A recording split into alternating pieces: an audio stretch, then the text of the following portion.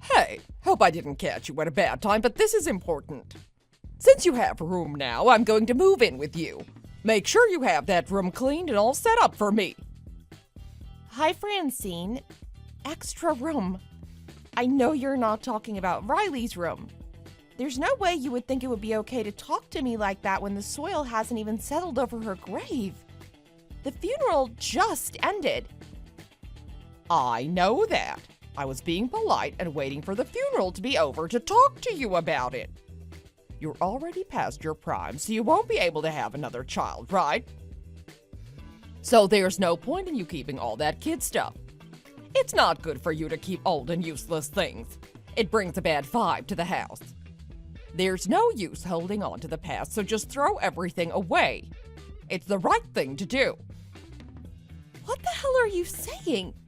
You didn't even come to Riley's funeral and you think you have the right to talk to me about her stuff? She's just been laid to rest and you didn't even waste a minute to disrespect her.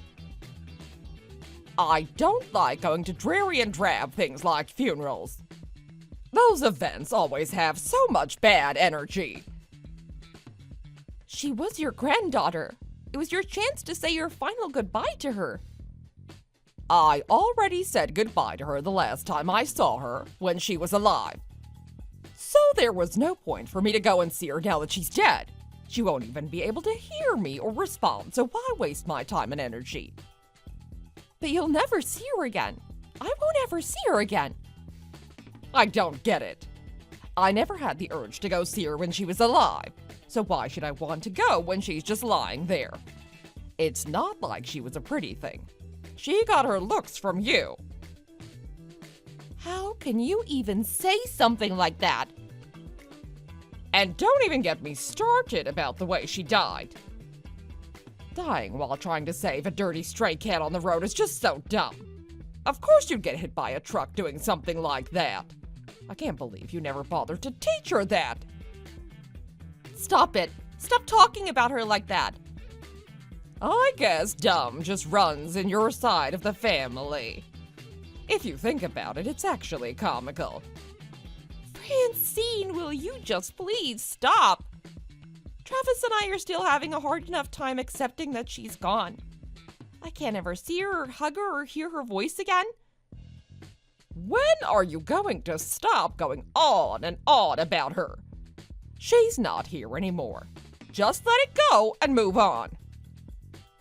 Get all of her things out of that room and you'll forget about her. Make sure you clean every corner and repaint the room. I want it to be eggshell white.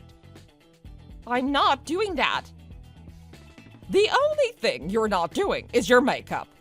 But I'm willing to put up with that so that I live with my son. Be thankful that I'm putting up with you. I can't even bear to step into that room right now. It has all her things and it's only going to keep reminding me of her. It's proof that she was here. Talking to you is such a drag and so suffocating. I'm gonna need to call an exorcist to get rid of all this bad energy you're bringing. You really need to stop. What do you expect? I just lost my daughter. I'm still grieving. You already had your time to grieve at the funeral. Don't drag it on longer than that. Move on already. Aren't you even a little sad that you lost your grandchild? Now that you mention it, no, not really. Not at all, actually. I don't feel a single thing. Even I must admit that it's a bit strange. You lost a family member, but you don't feel a thing. You're lucky that she lived as long as she did. There are some children that don't even make it past infancy. What? And I'm supposed to be grateful for that? Why, yes. You didn't have to waste money paying for her college, at least. I'm sure deep down inside you think so, too. Of course not. Raising a child to adulthood isn't cheap, you know. And there's no way of knowing if they ever amount to anything. Travis and I were looking forward to every second of her future. We wanted to see her succeed and be there for her even when she fails. Don't you get that? I've been a mother for longer than you, so here's the truth about being a parent. No matter how you raise them, it's a total waste of your time and money. But you raised Travis. Are you saying it wasn't worth it? I did. I raised him well and even paid for his college. But he still went and did something stupid like marrying a stupid, ugly mess like you. A total waste of all my effort. You're a horrible person. See, you just proved my point. Everything I've ever said is the truth. I'm giving you the chance to make it up to me by moving in with you so you can take care of me. No, thanks. I don't want to make it up to you. You owe me that much. Now that Riley is gone, you're gonna have a lot of free time on your hands. Having me there will help fill the void. You have the room for me anyway. There's no reason for you to refuse. I can't even think about having you here. You don't have to think about it. Just do it.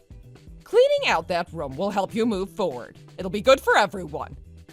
You're just getting rid of garbage that you don't need anymore. I told you already, no chance. You're not going to use that stuff again. It's just taking up space. You have the room. It just needs to be cleared out. You were happy to give the room to Riley, but she doesn't need it anymore. It will be a waste to have that space unused. I said no. I tell you what, I'll get rid of the stuff for you. It won't be a bother at all. You're in charge of providing some adult-sized furniture for me, though. Just wait a minute, Francine. My name is Raven, and I'm 35 years old. I live with my husband, and we had a 6-year-old daughter together. But my daughter is now in heaven. We bought a lot of things for her as she prepared to start first grade. We got her a desk where she could do her homework and lots of school supplies. We even picked out her outfit for the first day of school together. I used to look at those things with so much excitement, but all they do now is bring me tears. I've cried every day since Riley died. I don't have the heart or the energy to even look at the room anymore. There will come a day when I will have to clean up her things and put them away, but it won't be anytime soon. I want to keep them around even when I don't have the courage to look at them yet. But for certain, I'm not going to throw them away like my mother-in-law keeps telling me to do. It's been a week. Did you clean up my room yet? I thought I told you that you're not moving in with us. That room isn't yours. It'll never be yours. Well, that's not very nice. You can't just keep that room empty. You might as well do something with it. I'm here to help you do that. It better be soon, too, because I already decided to sell my house. I'm gonna need a place to stay. You're selling your house? Yes, that's what I said. The money that my husband left me will run out soon. So it's best that I sell the place and move in with you two so that I can keep all the money. What? You already ran out of money? It's barely been 3 years since Fred passed away. With his life insurance and savings, there should have been plenty of money to last for a very long time. You're so silly. There's no such thing as enough money. And it's super easy for me to spend money. I'm the best at it. I don't think that's something that you should be proud of. Fred isn't here anymore, and there's no one around who can stop me. Lord bless his soul, but he would always be on my case and yapping about my spending. I only buy things that I need, and I need everything. I'm well aware of the fact that Fred was always trying to warn you about your spending. He told me that he worried about how you'd live after he was gone. He tried as much as he could. He was an annoying and stingy man. I married him because he worked for a big company and made a lot of money. But instead of letting me buy whatever I wanted, he only gave me an allowance. Marrying him was nothing like I imagined it to be. In the end, it was all worth it, though, because the last 3 years have been the best years of my life. There's a major problem if you had already gone through the money that he left you. What are you going to do from now on? Just as I said, I'm going to live with you and Travis. It's a foolproof plan. We don't have the room in our house for all your belongings, especially if you're going to continue spending like you do. Come on, we both know that's not true. There's already one less person living in that house, so there is a room. The timing was perfect. I couldn't have planned it any better myself. What the hell did you just say? Good timing. Have you no soul? But it's true. I needed a place to live, and you have a room open. I don't have time to get into it again. Just make sure to have the room ready before my boxes arrive. I can't and won't do it. It's only been a week since the funeral. You need to stop and just leave us alone. Honestly, how long are you going to hold on to her? She wasn't even a good child. She never warmed up to me or did anything that made me happy. But then again, she did take after you. She didn't want to go near you because she saw how badly you treated me. I have no idea what you're talking about. You also called her stupid and ugly when she was around too. Of course she wouldn't want to be near you or warm up to you.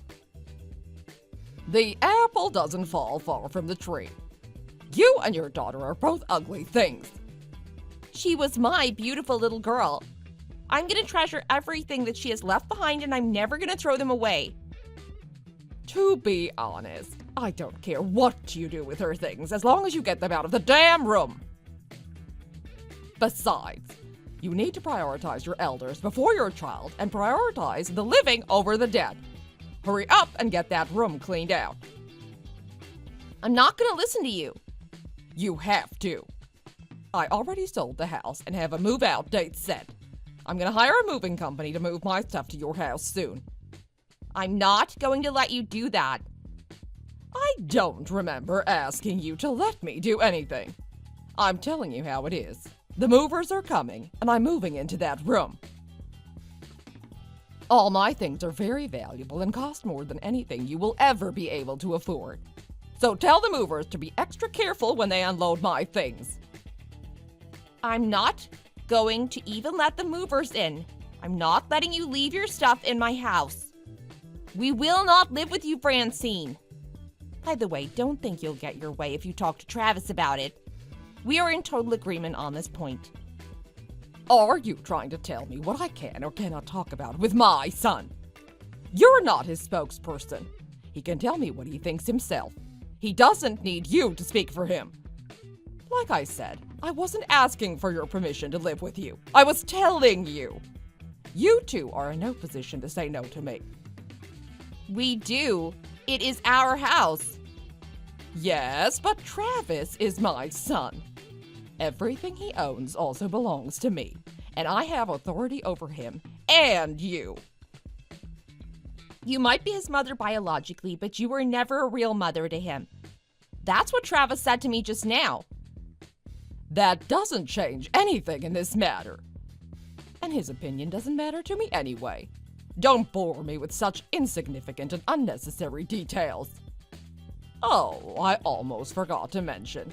My furniture is very expensive.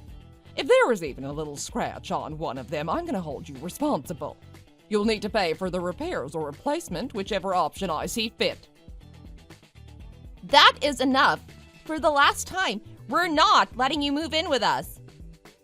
You can keep saying no, but I already decided, and that's all that matters. Talking to you has made me so tired. Oh, now that I have money again, I should go on a little vacation. A cruise sounds fantastic right about now. It's been decided, so don't expect me to be there for a few more weeks. I'll contact you when I'm back. Everything better be ready by then. Bye. Hello, Raven. It's been so long. I'm done traveling now, so I think it's time for me to come home. Going on cruises and traveling all over Europe has been great, but I'm tired. Oh, is this Francine? Of course it's me. Who else could it be? I haven't heard a single word from you in 3 months. I thought you weren't coming anymore. I told you I was going on a vacation. First, I met up with a few friends to catch up and had the most extravagant dinners. Everyone was so happy to see me and so grateful for the meals. I had so much fun catching up with everyone. After that, I went to Europe and traveled to a few countries before going on a cruise around the Mediterranean. But it's finally time to come home. Sounds like you had a really good time.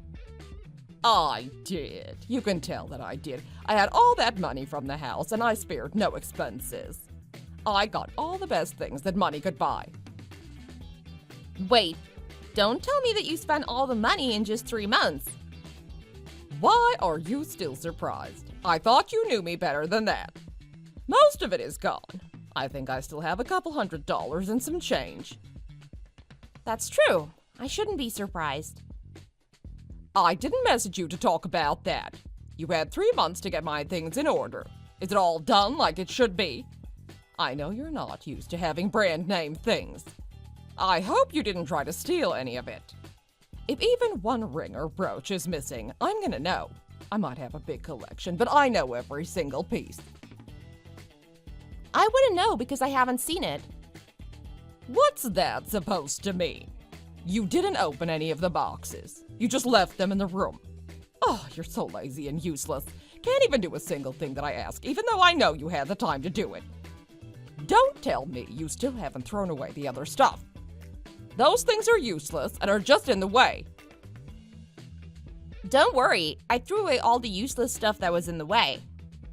That's good to hear. I guess you're not as useless as I thought. Just needed a bit of kicking to get you moving. I just wish that you could move faster. I hope you've at least realized that there's no use in fighting me. Right, sure. You're acting a little odd. Did you finally open my boxes? Were you surprised to see what was inside? I didn't open any of them. Stop lying. I bet you stole a handbag, didn't you? I assure you that I didn't. Even if I wanted one of your handbags, I couldn't stand to use it knowing you touched it. What a nasty thing to say. That was very uncalled for. I'm going to slap that attitude out of you when we start living together. I'm going to teach you some manners, that's for sure. I've told you so many times already, we're not going to live together. What are you talking about? My things are already at your house. Oh, I see. You're planning on locking me out and just keeping my things. I already said that I threw everything away, so how can I steal them? You did what? I told you, I threw away all the useless stuff in my house. I didn't even look at any of it. I just told the delivery person to drop it all off right in the dumpster. If this is some kind of joke, I'm not laughing. I'm not joking. You're the one that told me to get rid of old useless things. I wasn't talking about my things. But your things were the only useless things we had here. How dare you? Anyway, your stuff isn't here. We don't have it. You're not gonna get away with this. I'm gonna make you pay for every last thing. You're gonna get it when I arrive. Just you wait. Arrive? Where are you heading? To your house. Where else would I be headed? I'll be there in 2 to 3 minutes. You better prepare yourself for what I'm about to unleash on you.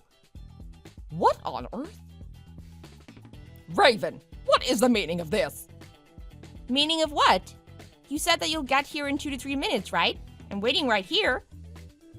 When I knocked on the door of your house, a strange old man opened the door. Really? Where did you go, Francine? Oh, I bet you went to the old house. The old house? What do you mean? We don't live in that house anymore. We rented it out. That man's name is Mr. Cooper. He just texted me and said that an unknown woman just knocked at his door. He was very surprised to see you. I don't blame him. I'd be shocked to see an old hag standing on my porch, too. How and when did this happen? We moved about 2 months ago. What? Why didn't you tell me? We decided a while ago to move to a place with bigger rooms when Riley enters elementary school. Riley was also looking forward to the move. You decided that long ago without telling me. Yeah. I guess I should have told you earlier so I could have saved Mr. Cooper some trouble. Of course you should have told me. I'm your mother-in-law. You? Really? You weren't even sad when you lost your grandchild. Can you still call yourself a mother? I don't even know if you're human. Who are you trying to fool? Tell me your address right now. I'm staying with you whether you like it or not. No, I don't think so. Then what am I supposed to do? I don't have any money left. That's not my problem. Besides, you get Social Security, don't you? That's not even enough to pay the interest rates on my credit cards. Even though I'm aware of your spending habits, it's still shocking to me. I don't have any money or a place to live now. Really, that's rough. Why are you being so nonchalant? You're not thinking of just abandoning me, are you? You got that right. But you have to help me. We're family. I'm Travis's mother. Now, why would I help someone like you? I've never considered you family, just like how you never accepted me as family. Same with Travis. He doesn't think of you as his mother. How dare you tell me to throw away Riley's things? That's unthinkable. Fine, you don't have to throw them away. I wasn't ever going to throw them out. There's nothing more important to me than the things that Riley has left behind. I'm sorry, okay? I'm sorry I ever suggested it. Please, you have to let me stay with you. I don't need useless junk like you in my home. Don't be like that. Just help me. I refuse. But I'm in a lot of trouble here. You're just going to abandon me and let me suffer. Why, yes. Good luck. We're never going to see or talk to you again. Bye. Please, I'm begging you. Don't leave me alone. Francine ended up moving to a very small and dingy apartment. It was the only thing that she could afford. She was even able to find herself a part-time job, but what she made was still not enough to cover her debts. So now she has to live frugally and on a very strict budget, which is something that she has never had to do before. She tried so many times to try and contact us in some way, but we refused everything and then blocked her each time. We haven't heard from her in a while, thankfully. Travis and I decided to take in the kitten that Riley had tried to save. She's sleeping on my lap right now. A neighbor told us that she was fostering it after the accident. We waited until we were settled into our new place before we officially adopted the kitten into our family. I actually heard that Riley had been taking care of this kitten for a long time at the park near her house.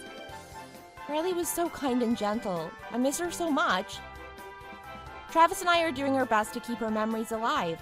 We talk about her to each other every day. The days don't seem so long and lonely anymore. I guess that means we're healing bit by bit. My precious little girl has become an angel. I hope she's up there watching down on us. Thanks for watching. Please hit the like button and subscribe for more videos.